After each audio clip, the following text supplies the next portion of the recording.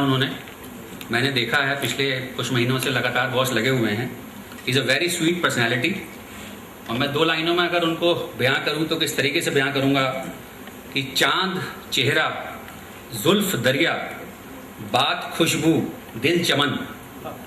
चांद चेहरा, जुल्फ दरिया, बात क्या ना दिया मुझे। Doctor JB Tandon. Chief guest Shri Suresh Jain ji, chancellor of TMU, guest of honour doctor TJ Himrani, president doctor Ajay, doctor Sanjay Shah, reception committee, chairman of reception committee, doctor Neeraj Gupta, UP state chairman IMAMS, doctor Khanna treasurer, Dr. Ashna Tandon, she is the editor of the Souvenir. The distinguished guest speakers from Delhi, Dr. Hari Chaturvedi, Dr. VK Jain, Dr. Rajesh Malhotra, Dr. Manish Vaisal, Dr. Pankaj is not here, probably here he couldn't come, and Dr. Satyendra Kaur. It gives me a great pleasure, honor and privilege to extend a very warm and cordial welcome to the Medicon 2013. This is being organized by the IIM Aurangabad and in collaboration with TMU. First and foremost, I wish to thank the Chief Patron, Dr. Ramesh Kumar Ji, for his humble and able guidance from time to time in preparation of the CME. I would also like to thank the dynamic President of Aurangabad, Dr. Ajay Agarwal, for believing in me and giving me the opportunity to serve IMA as the organizing chairman of the CME. My heartfelt gratitude towards a wonderful man, Sri Suresh Kumar Ji, Suresh Jain Ji, who is the chancellor of this TMU and is a man of vision, and who is the founder and the architect of the whole TMU and various other education centers in Aurangabad, for his cooperation and providing hospitality for the CME. You know, the education and learning is a continuous process from the minute we are born till we die. To keep oneself updated with the fast changing scenario in the different field of medicine, we need to organize and attend the CMEs. Apart from learning, CME gives a medicos the opportunity to interact and socialize with each other and to come closer. The theme of CME is important to note that it is back to basics.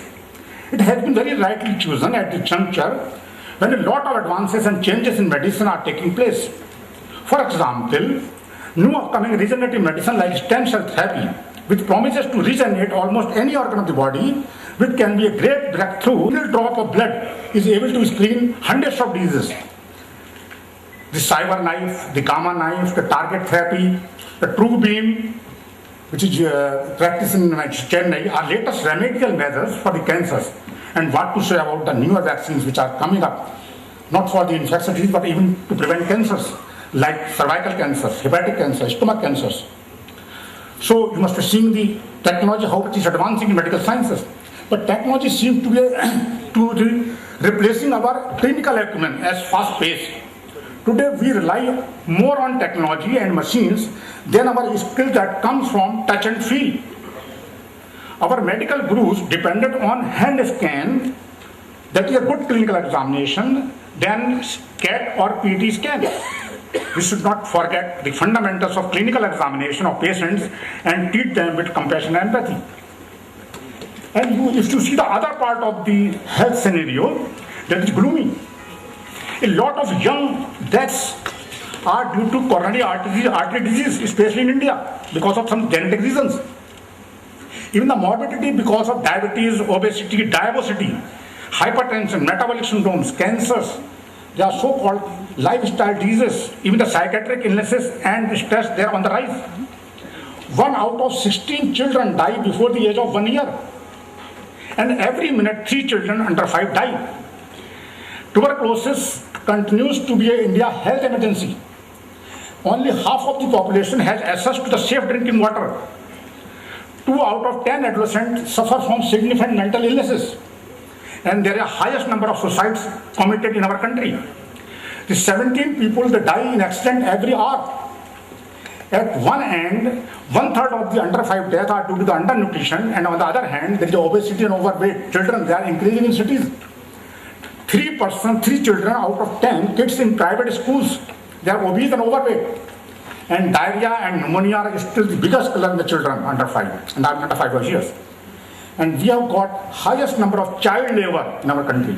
So this is a gloomy part of the health.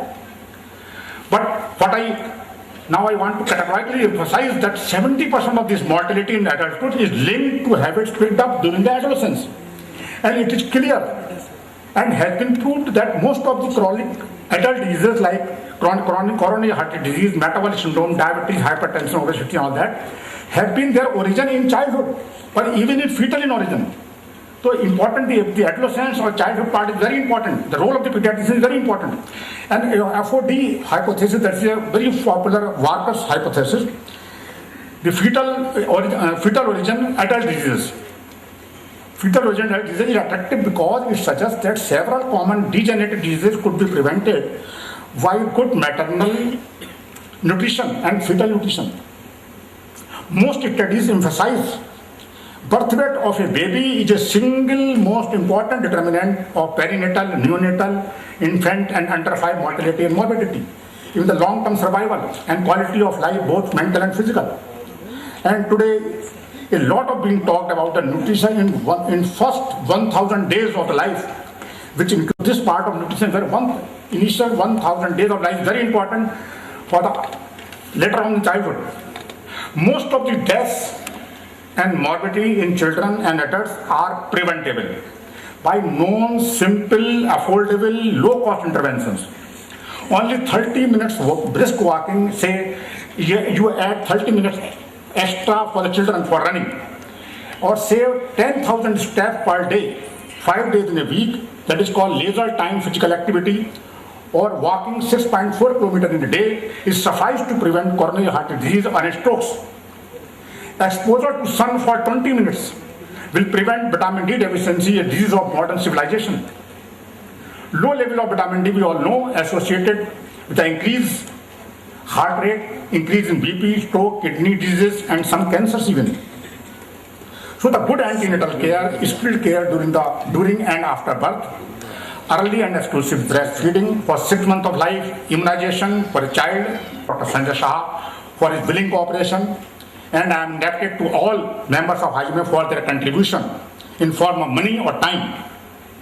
I am also thankful to my better half, Dr. Rachna Tandon, who consented to be the editor of this souvenir, and lastly I am thankful to Almighty and my patients who suffered so that we could learn.